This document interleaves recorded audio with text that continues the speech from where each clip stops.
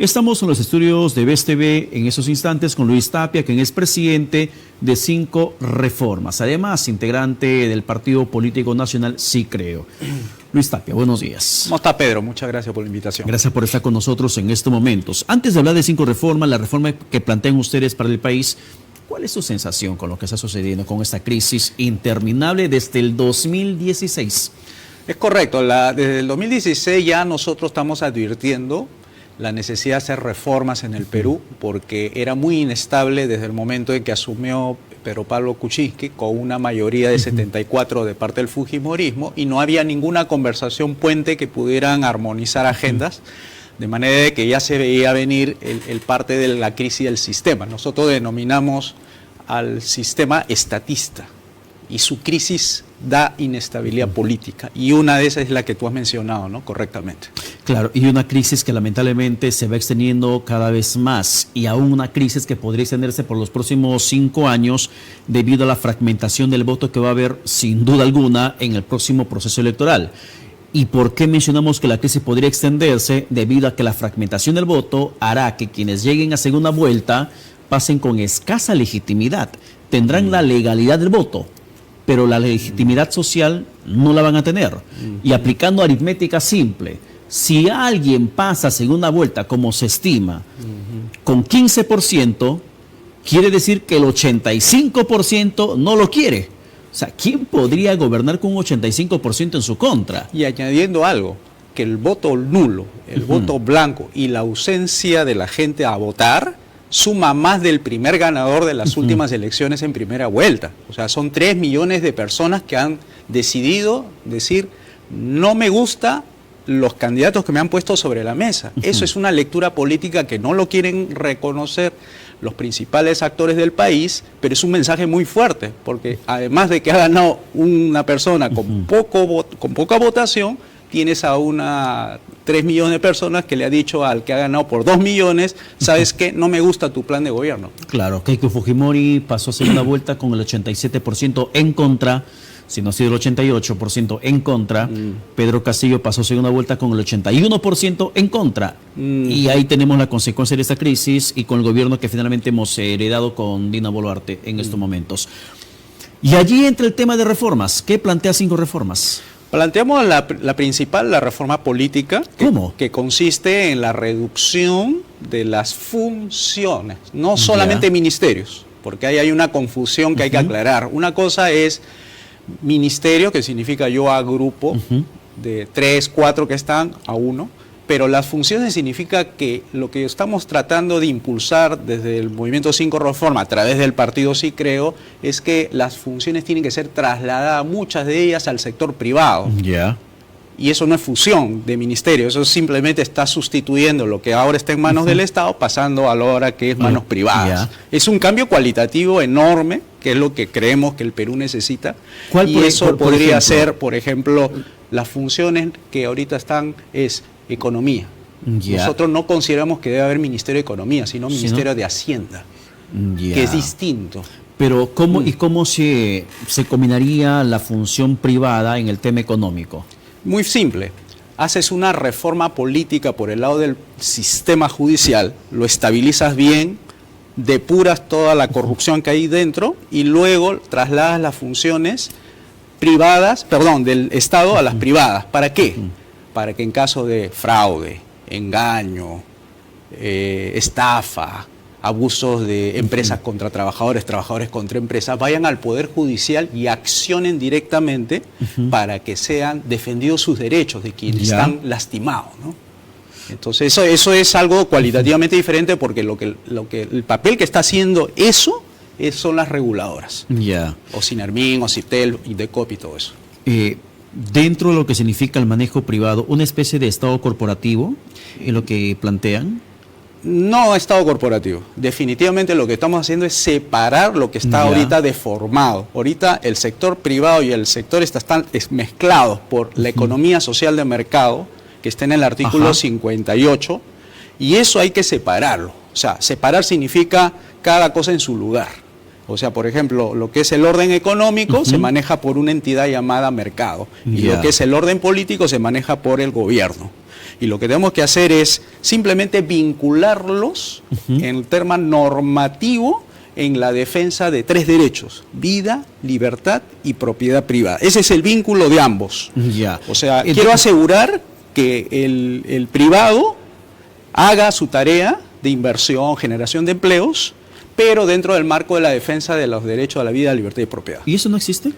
No, porque lo que tenemos son pseudo derechos. Por ejemplo, decir derecho a la educación, derecho a la salud, derecho al agua, derecho al aire limpio, derecho a tener animales, derecho. Entonces, se ha convertido el derecho, se ha, digamos, desvalorizado a un punto que ya nadie respeta nada.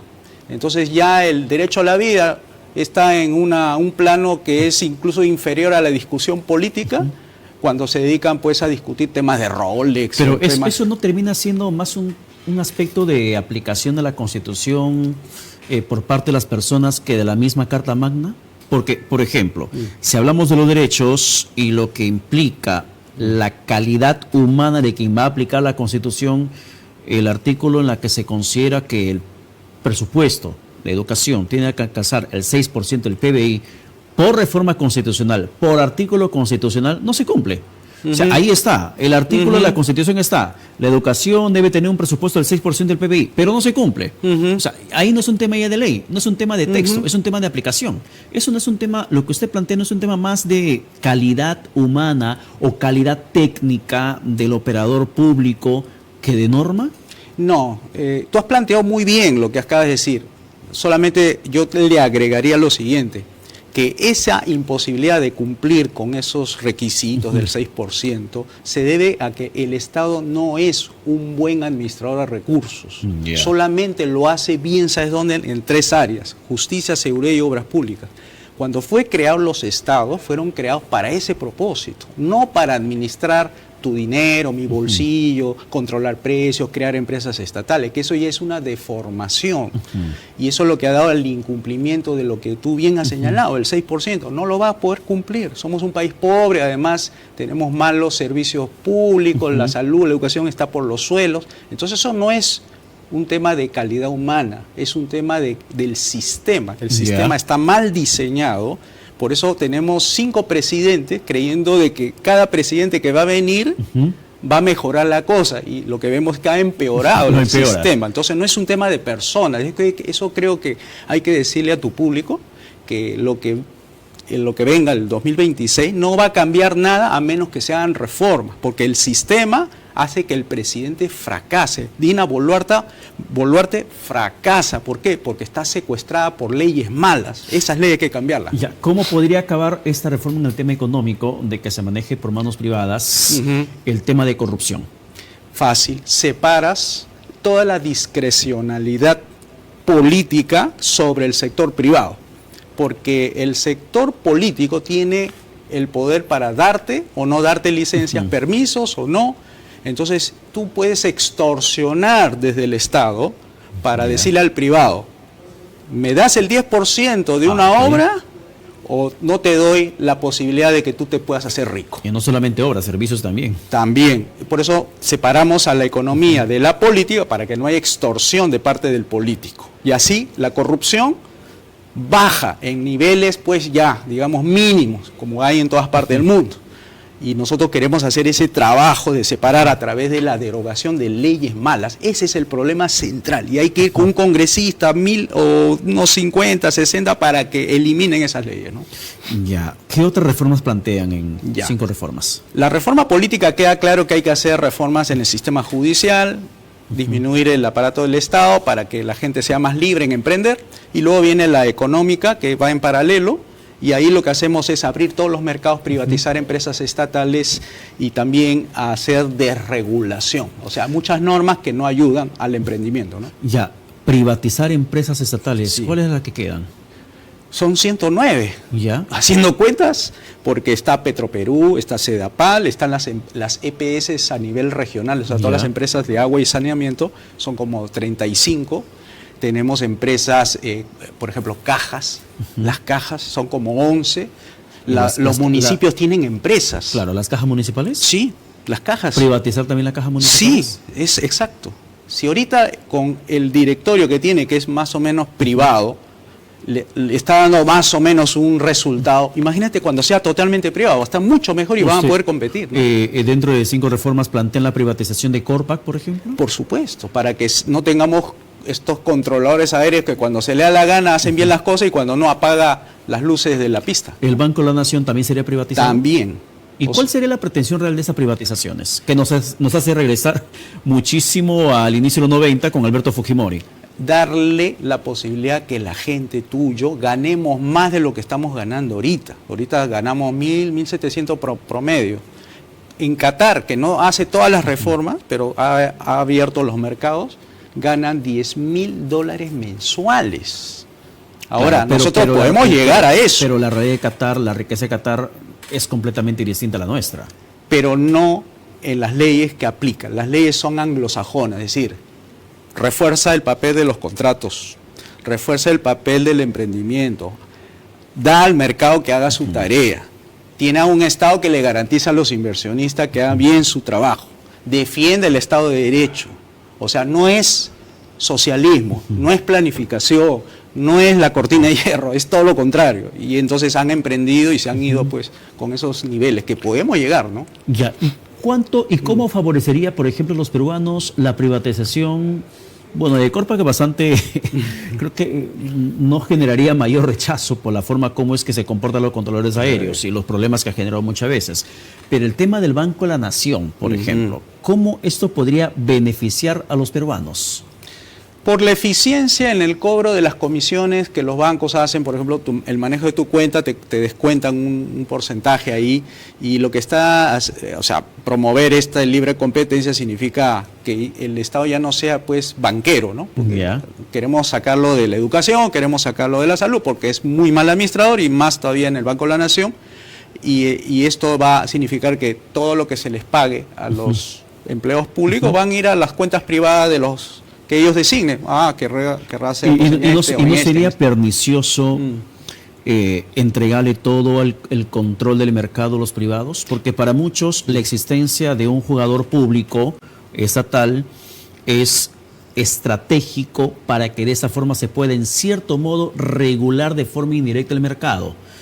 Por eso muchos abogaban que el Banco de la Nación tenga participación como un banco privado, que ingrese con préstamos, con depósitos, con cuentas de ahorro, más allá de trabajadores públicos, que tenga también ese nivel de participación para que pueda regular la tasa de interés dentro del mercado. Pero lo que usted plantea es la inversa, que le quites potestad al Banco de la Nación, lo privatices para que el privado regule todo. Para abrir los mercados. Acá tenemos el problema de las leyes malas, como te mencioné. La 26702 es la ley de bancos. Solamente ha permitido la entrada hasta ahora de 16. Somos 33 millones de peruanos. Panamá es 3 millones de panameños y tienen 69 bancos que compiten por darle crédito a la gente, incluso con proyecciones de hipotecas de 40 años. Aquí lo dan 20, 15. Entonces hay que abrir los mercados, significa poner a competir a los bancos y que adelgacen porque demasiado costos. O sea, es un tema de regulación para que liberen la cancha entre más jugadores. Y el Estado con su poder judicial. Si hay estafa, injusticia, violación de derechos, que entre el poder judicial y active todas esas defensas frente a la injusticia. Para eso es el poder judicial. ¿Qué otras reformas plantean? Bueno, aparte de eso, hay una que seguramente va a causar un poco de polémica. Retornar al patrón oro. ¿El patrón oro? Sí. ¿Qué significa? Antes la moneda se respaldaba por oro detrás. ¿Y eso qué permitía? Que tu dinero no depreciara, no perdiera valor a través del tiempo. O sea, la inflación baja. Yo hice un par de cálculos. Antes de aparición del Banco Central de Reserva, o sea, 1821, en el que se funda el Perú, hasta 1921, que no teníamos Banco Central, la inflación acumulada de los bancos privados, que eran los emisores de dinero, con oro detrás, 158% de inflación de precios. Haces tú el cálculo del año 1922, en que aparece el Banco Central, con ley, a través de Leguía, hasta el año 2022. La inflación acumulada, 2.2 billones % de inflación. O sea, ahí se pulverizó el dinero. al menos aquí 158%. Los dos causan inflación, el Banco Central, los privados, pero es peor el estatal, porque como tiene mucha discrecionalidad y ya no usa el oro para emitir, entonces es más deliberado su accionar y puede devaluar muy rápidamente la moneda. ¿Y eso no dinamizaría mucho más el mercado informal e ilegal del oro en el país? No, es al revés. Como el dinero es un medio de intercambio, se utiliza para hacer transacciones. El oro, como moneda, tiene una función que es la de aligerar, hacer las transacciones. El otro oro, el ilegal, se combate con el artículo 66, o sea, derogándolo o reformándolo, pero señalando de que los recursos que son renovables y no renovables, lo que se encuentre en el suelo, en el subsuelo, son de aprovechamiento privado. Eso no dice la Constitución. Eso hay que llevarlo a ese punto, para que las comunidades, las personas, los que descubran el oro, sean propietarios. El modelo actual te dice, tú descubres oro debajo de tus pies, no es tuyo. Tú descubres petróleo debajo de tus pies, vas a seguir siendo pobre. Y es más, lo que hacen es reubicar a toda esa población a otro lugar para que de esa forma se pueda explotar. Y la gente tiene que esperar que le chorree o le gotee algo del canon minero, el canon petrolero, el canon gasífero, para que algo puedan tener en su comunidad. Sí. Porque les terminan o sacando de allí o un conflicto socioambiental sin terminar. Quería apuntar eso. Además, este modelo donde saca a los privados y el Estado negocia con la empresa minera, se añade el marco legal. ¿Qué ha producido ese marco legal donde se sostiene eso? Muertos. Recuerda los conflictos ambientales en Cajamarca. Muertos. 25 muertos. Sumas tú el marco de lo que dice la Defensoría del Pueblo. Han muerto por lo menos 250 personas bajo ese esquema de las concesiones que da el Estado a las empresas mineras. Entonces, para aliviar esos conflictos sociales, hay que dejar que las personas diga, yo soy propietario de acá una veta de oro. Tu empresa quieres hacer negocios conmigo, sentémonos sobre la mesa. Ellos traen sus abogados, yo traigo mis abogados y deliberamos cuáles son los mejores términos para la inversión. Porque el capitalista tiene la plata, pero la comunidad no, o la persona no. Pero la comunidad tiene el recurso. Tiene el recurso, pero tiene que ser de apropiación privada. Tiene que ser reconocido privadamente que él es dueño. Si no es dueño, va a sacarlo de la ecuación, ¿no? En materia de educación, ¿qué plantean como reforma? 3 cosas. Privatizar, desregular y abrir todo el mercado con vouchers. ¿Privatizar la educación? Sí. ¿Cómo sería eso? Porque mira, cuando tú haces la reforma política y económica, le estás dando condiciones para que las personas ganen más y puedan pagar su educación. Ya. Pero la transición entre lo que se implementa hasta que se logre, que estas personas logren tener esa cantidad de dinero, hay un grupo de que son los pobres, o sea, lo más pobre del país. Entonces yo le voy a dar como gobierno un voucher, un bono, y hemos sacado el cálculo, más o menos sale como 1.900 soles mensuales del presupuesto del Ministerio de Educación, se lo das a los padres de familia, pero no en dinero, sino va al colegio que escoja dentro de los que hay y le dice al funcionario, quiero matricular a mi hijo, a ver, lo voy a ver a usted en la base de datos. Sí, efectivamente, Pedro Paredes tiene su hijo, por tanto tienes 1.900 soles aquí como crédito para que matricules a tu hijo. ¿Sería una educación privatizada bajo subvención del Estado? Para los más pobres. Para los más pobres. Sí, para los que pueden pagar, pagarán, porque para eso tienen un trabajo, un empleo, y dinero para pagar y lo va a hacer, no va a haber problema. Y teniendo casi el 30% de la población bajo el umbral de pobreza, ¿cuánto le costaría eso al Estado? Eso es justamente lo que acabo de decir. 30% es más o menos 10 millones, pero ¿cuántos están matriculados en el colegio? Son aproximadamente 6 millones, pero lo más pobre del país es el 30% de esos 6 millones, que es aproximadamente 2 millones más o menos. Y esos 2 millones se reparte el presupuesto del Ministerio de Educación, que es casi 50.000 millones. Dividido entre esos 2 millones, 3 millones de alumnos, le cae más o menos cerca de 2.000 soles. ¿Eso no sería contra la Constitución que garantice la educación pública gratuita? Eso es programa político. O sea, cuando tú dices, le puedo dar una educación gratuita, es una facultad, pero no es una obligación. ¿Me entiendes? O sea, yo tengo para darle la educación gratuita, pero eso no significa, tengo que darle la educación gratuita. La educación gratuita se la daría a los más pobres. al resto de la población que sí puede pagar, que pague. Porque tú sabes, cada vez que se matricula uno que puede pagar, desplaza a alguien que no puede pagar. O sea, aunque sea una escuela pública, ¿tendría que pagar? Una escuela pública, digamos, gana sus ingresos mediante la libre competencia. O sea, si eres buen colegio estatal que es privatizado, los padres de familia van a decir, este es el colegio que a mí me gusta y yo lo voy a matricular, y con los vouchers le va a entregar ese dinero que le hace falta a esa escuela, ¿no? Ya. En 30 segundos, en seguridad. Seguridad, lo que se llama, todos los recursos del Estado tienen que estar asignados en 3 funciones: justicia, seguridad y obras públicas. Entonces, los empleados públicos que están en las otras áreas, que es trabajo, energía y minas, se pasan a esas 3 funciones. O sea, lo que tenemos que hacer es hacer crecer al Estado ahí en esas 3. El Estado tiene que estar presente en justicia, seguridad y obras públicas. Es decir, el Estado presente en las escuelas, ahí cuidando a los niños que crucen la pista y que nadie venga a hacerle daño a ellos. Ese es el Estado que queremos, el Estado que proteja con más policías. Porque ahorita tenemos 140.000 policías. Hay un déficit.